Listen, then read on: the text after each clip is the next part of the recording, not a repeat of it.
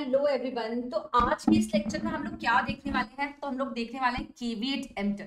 तो हम लोगों ने लास्ट लेक्चर में क्या देखा था? हम लोगों ने लास्ट लेक्चर में इम्प्लाइड कंडीशन, इम्प्लाइड वारंटी देखी थी कि जो कॉन्ट्रैक्ट में बताई नहीं जाती है but it is been assumed. ठीक है, तो आज हम लोग एक नया लॉ या फिर मैं कहूंगी एक नया प्रिंसिपल देखने वाले हैं जिसे हम लोग कहते हैं केविएट एम्प्टर। मैम इसका मतलब तो आपने हमें काफी बारी बता दिया, इसका मतलब क्या होता है आप हमें ये बताइए, कैसे एक बार वापस आप हमें रिवाइज करवा दीजिए। तो मैं आपको एक एग्जाम्पल देके समझाती हूँ, ध्यान से सुनना। क्या है केविएट एम्प्टर का मतलब? होता है लेट द बायर बीवेयर। ठीक है, अब समझो, से फॉर एग्जाम्पल मैं मार्केट में गई और मैं एक बैग परचेस करने गई। ठीक है, मैं मार्केट में गई और मैं एक बैग परचेस करने गई, तो मैं बायर हूँ। ठीक है, अब समझो मैं गुच्ची के शोरूम में गई। मैं वहां इतने बड़े शोरूम में जाने के बाद में मैं क्या करती हूँ? I open the zip of the bags. Say for example I purchased hand bag. तो मैंने उसका क्या किया? मैंने उसका जिप ओपन करके देख लिया। ठीक है, उसके अंदर ऑर्डिनरीली एग्जामिन कर लिया कि भाई इसके अंदर कोई कहीं से फटा हुआ तो नहीं, इसकी जिप खराब तो नहीं है, कहीं जो उसका साइड कैसे स्ट्रिंग होता है वो प्रॉपर्ली हो रहा है, लग रहा है या नहीं लग रहा है, वो जो हुक है वो कहीं और प्रॉपर्ली अगर अटैच करने का सिस्टम दिया है तो वो हो रहा है या नहीं हो रहा है, ये एक्चुअल में हैंड बैग ही है क्या, ये कॉलेज बैग तो नहीं है। तो ये कुछ जो बेसिक चीजें हैं ये मैंने क्या किया, उसके अंदर प्रॉपर्ली ऑर्डिनरीली एग्जामिन कर लिया। केविएट एम्प्टर बस यही रूल है। ये रूल ये कहता है कि बिफोर परचेसिंग एनीथिंग बायर, ये ना बायर की ड्यूटी होती है। तो जो भी गुड्स डिस्प्ले में लगे हुए हैं, ओपन मार्केट में लगे हुए हैं, to inspect that goods, to inspect that goods. और अगर उन गुड्स में कोई डिफेक्ट लगता है after inspecting ordinarily, special case में हम आपसे नहीं कह रहे हैं, ऑर्डिनरीली वो आपको देखने के बाद में अगर लगता है तो आप क्या कर सकते हो? वो गुड्स को उधर ही क्या कर सकते हो? रिटर्न कर सकते हो। तो अगर आपने ऑर्डिनरी गुड्स को एग्जामिन कर लिया तो इस पर्टिकुलर केस में जो सेलर है वो लायबल नहीं रहेगा। बताइए समझ में आया क्या मैंने क्या कहा? अगर आप गुड्स को ऑर्डिनरीली एग्जामिन कर लेते हो और ऑर्डिनरीली एग्जामिन करने के बाद में अगर आपको समझ में आता है कि उसमें कोई डिफेक्ट नहीं है, आप वो गुड्स को लेके जा सकते हो ऑफ कोर्स। बट अगर समझ में आता है वो गुड्स के अंदर कोई डिफेक्ट है, कुछ प्रॉब्लम है, तो आप वो गुड्स को वहीं पे क्या कर सकते हो? रिटर्न कर सकते हो। उस केस में जो बायर जो है वो सेलर को लायबल नहीं ठहरा सकता। बताइए केविएट एम्प्टर का मतलब समझ में आएगा? ये एक बेसिक रूल है, ये एक बेसिक रूल है। ऑफ कोर्स इसके हम कुछ एक्सेप्शंस देखेंगे वन बाय वन, बट अभी हम लोग देखते हैं कि हमारे मॉड्यूल के अंदर इस चीज को लैंग्वेज के अंदर अकॉर्डिंगली कैसे डिफाइन किया। ठीक है, चलिए देख लेते हैं। In sale of goods act, the doctrine of caveat emptor means let the buyer beware.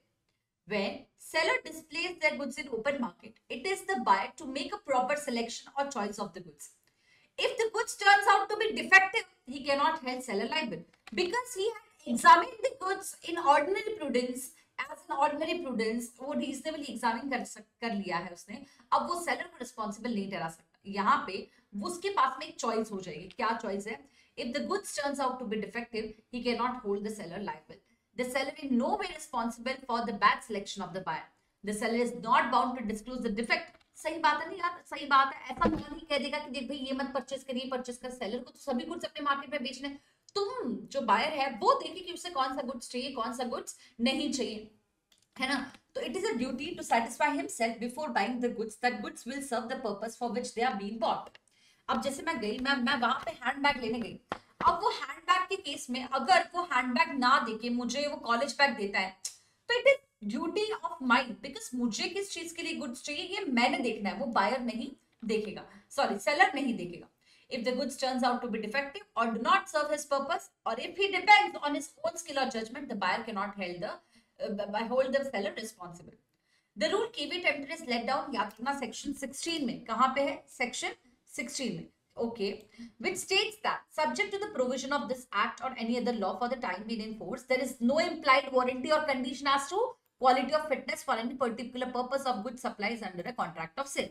तो मैम आपने हमको यही तो पढ़ाया था कि मैंने जब implied condition के बारे में मैं आपको बता रही थी तो मैं कह रही थी, पहले मैंने एक्सप्लेन किया था, पहले let buyer beware, पहले let buyer beware। अगर ऑर्डिनरी प्रूडेंस में इफ बायर क्या करता है, एग्जामिन करने के बाद उसे नहीं समझ में आ रहा है, अगर वो उसका स्किल जजमेंट, वो खुद का स्किल जजमेंट रिलाई करके वो खुद के ऊपर ही फिर वो चीज को परचेस कर लेता है, उसमें सेलर रिस्पॉन्सिबल नहीं रहेगा। चलो एक और एग्जांपल लेती हूँ, समझो। मेरे स्कूल में से मैंने कहा था ये example we had already taken it, I am taking it again. मेरे स्कूल में फुटबॉल का मैच है, मैं मार्केट में गई और उसके मार्केट में पूरे बहुत तरह तरह के शूज रखे हुए थे, मुझे शूज चाहिए था।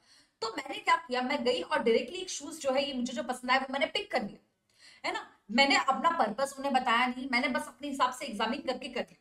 मैं घर पे गई और मुझे समझ में आया नहीं यार ये तो वो गुड्स है नहीं, ये तो डिफेक्टिव निकल गए। तो इस पर्टिकुलर सर्कमस्टांसेस के अंदर, यहाँ पे ऐसे सर्कमस्टांसेस में मैं सेलर को रिस्पॉन्सिबल नहीं ठहरा सकती हूँ, because I myself went over there and had purchased that particular goods. मैं वहां खुद गई और वो गुड्स को क्या की, परचेस की। तो इस पर्टिकुलर सर्कमस्टांसेस में बायर को, सेलर को रिस्पॉन्सिबल नहीं ठहरा सकती हूँ, ठीक है। I hope you are clear with the example. चलिए, but following are the condition to be satisfied if buyer had known to the seller the purpose of his purpose, ठीक है। उसने किस चीज के लिए परचेस किया, अगर उसने सेलर को बताया, और बायर ने सेलर के स्किल जजमेंट के ऊपर क्या कर लिया, रिलाई कर लिया है, और बायर जो है ये ऑर्डिनरीली उस जो सेलर जो है वो ऑर्डिनरीली वो गुड्स के केस में वो क्या करता है, डील करता है, ठीक है। तो भाई अगर ऐसी कंडीशन है तो यहाँ पे ये चीज लायबल नहीं होगी। मैं वापस एग्जांपल दीजिए, तो मैं गई वहां पे और मैंने कह दिया कि मेरे स्कूल में फुटबॉल का मैच है, मुझे आप अच्छा शूज बताइए जिससे मैं गिरूं नहीं। तो सेलर ने कहा हाँ यार अच्छे शूज तो बहुत सारे हैं, बट ये जो शूज है ये आपके पर्पस के लिए, जो आपने मुझे पर्पस बताया उसके लिए एकदम फिट बैठता है। मैंने क्या किया, उसके स्किल जजमेंट पे रिलाई करके, उसको पर्पस बता के, और वो शूज के अंदर डील करा, परचेस कर लिया। तो उस पर्टिकुलर केस में कौन रिस्पॉन्सिबल हो जाएगा, बताइए, सेलर रिस्पॉन्सिबल हो जाएगा। अगर मैं मार्केट में जाती हूँ और अगर मैं अपना पर्पस बताती हूँ, अगर मैं अपना पर्पस से बताती हूँ, उसके स्किल जजमेंट पे रिलाई करती हूँ, तो उस पर्टिकुलर केस में कौन रिस्पॉन्सिबल होगा, सामने वाला व्यक्ति रिस्पॉन्सिबल हो जाएगा। बताइए समझ में आया कि नहीं आया। ओके, चलिए एक एग्जाम्पल देखते हैं। यहाँ पे जो example, A sold pigs to B. These pigs being infected caused typhoid to other healthy pigs of the buyer.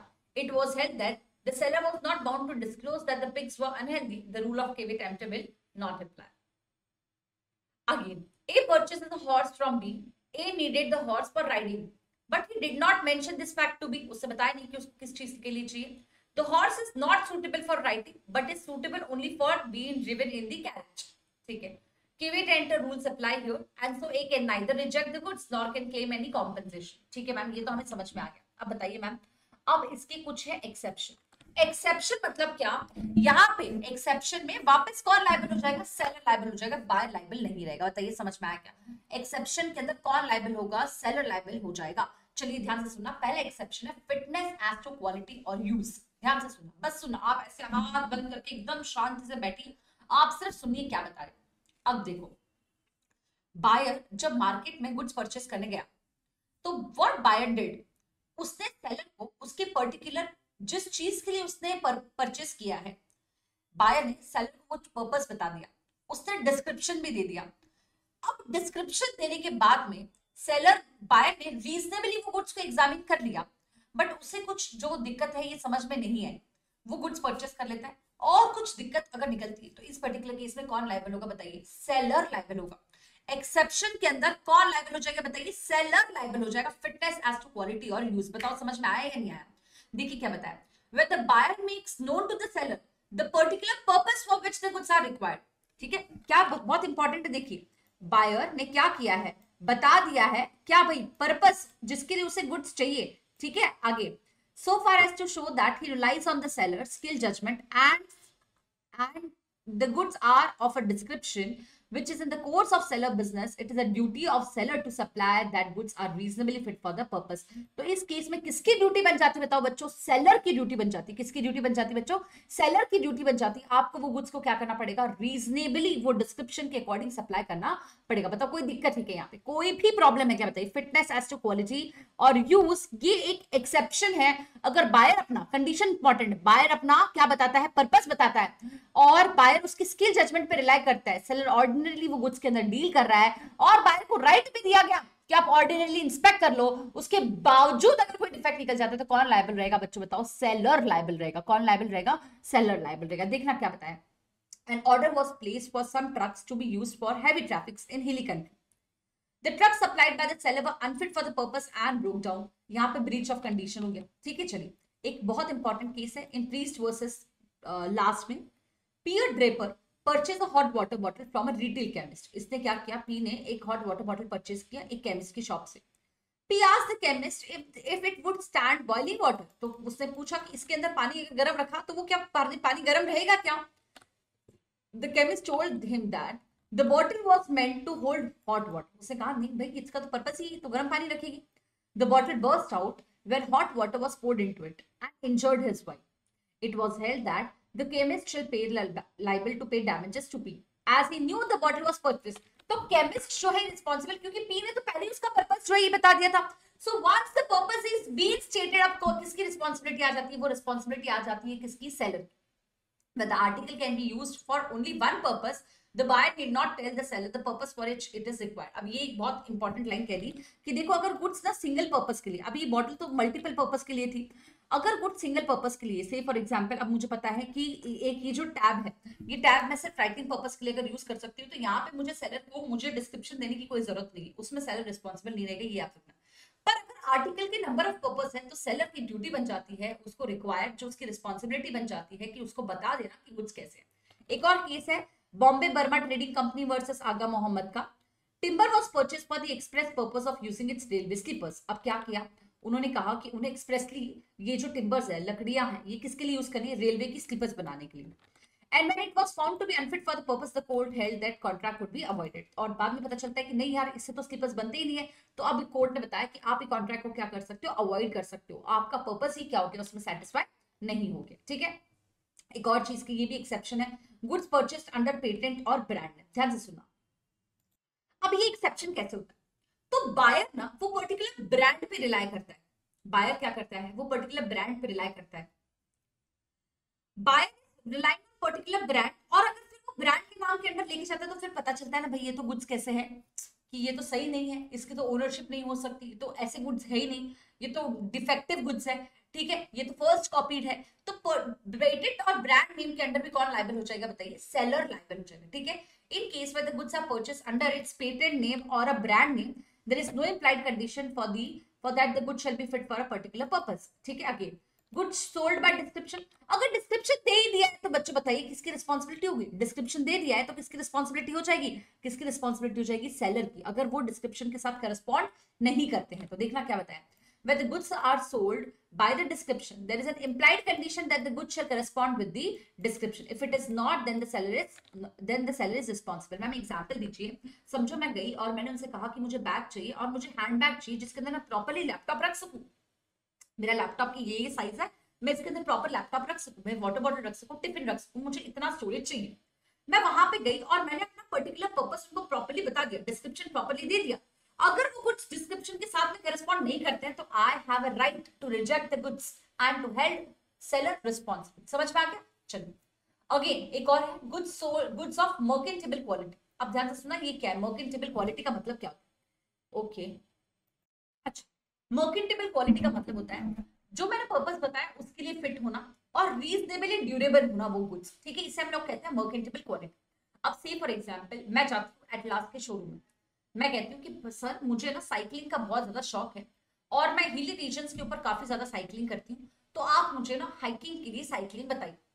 उन्होंने कहा ठीक है. और जब मैं वो गुड्स लेके आती हूँ, मैंने अपना पर्पस बता दिया. ठीक है, जब मैं वो गुड्स लेके आती हूँ तो वो अनफिट निकल जाते हैं, goods are not of merchantable quality. So here again the seller will be responsible. देखना, where the goods are bought by description from the seller who deals in the goods of that description, there is implied condition that goods shall be of merchantable quality. The rule caveat emptor is not applicable for latent defect. Latent मतलब जो बाद में, अच्छा use करने के बाद में मुझे समझ में आया कि नहीं यार ये तो हाइकिंग के लिए यूज ही नहीं हो रही है साइकिल, पहले कैसे पता चलेगा? ये बाद में अगर समझ में आया तो यहाँ पे केवी टेम्पटर वाला रूल नहीं समझ में आएगा. लेटेंट डिफेक्ट मतलब कई बार यूसेज से आपको समझ में आता है, कई बार वो हाइकिंग करने के बाद में मुझे समझ में आएगा ना कि साइकिल वो हाइकिंग के लिए मतलब प्रॉपर्ली हाइकिंग कर सकती है नहीं कर सकती, वहां तक जा सकती है नहीं जा सकती, ड्यूरेबल है या नहीं है. तो भाई उस केस में भी केवी टेम्पटर रूल जो है ये एप्लीकेबल नहीं होगा. But when the buyer has examined the goods this rule shall apply if the defect which were ought to have been revealed by ordinary course. अच्छा ये तो सिंपल ही है, अगर आप ऑर्डिनरी एग्जामिनेशन से, बायर अगर ऑर्डिनरी एग्जामिनेशन से वो गुड्स अगर समझा सकता है कि ऑर्डिनरी एग्जामिनेशन से अगर बता सकता है कि नहीं यार ये तो उसके लिए नहीं है, तो उस केस में आप सेलर को रिस्पॉन्सिबल नहीं ठहरा सकते हो. मतलब आप एक्सेप्शन क्लेम करते वक्त भी आपने गुड्स को ऑर्डिनरीली एग्जामिन करना चाहिए, आपके पास में एक राइट भी अवेलेबल है, ये आपकी ड्यूटी भी अवेलेबल है. ठीक है. Sale by sample, of course ये भी हमको पता है, अगर बल्क सैंपल के साथ में करस्पॉन्ड नहीं करते हैं अगेन आप सेलर को रिस्पॉन्सिबल ठहरा सकते हो. देखना, when the goods are bought by sample, this rule of KV tempted does not apply if the bulk does not correspond with the sample. Sample as well as description के case में भी अगर आप इधर ऑफ द केसेस के यदि आप match करते हो, बट अगेन अगर आप नहीं करते हो तो उस केस में भी आपका ये जो रूल है केवीएट एम्पटर का, ये एप्लीकेबल नहीं होगा। अच्छा, सैंपल और डिस्क्रिप्शन के केस में मैं आपको I give you one example. से फॉर एग्जांपल, क्या एग्जांपल ले, समझो एक जो कंपनी है वो सर्टेन बेल्ट्स बनाती है, बेल्ट बनाती है। अब वो बोलती है कि जो बेल्ट है ये ना एक स्पेशल, हम कहेंगे कि मटेरियल के बने हुए, ठीक है।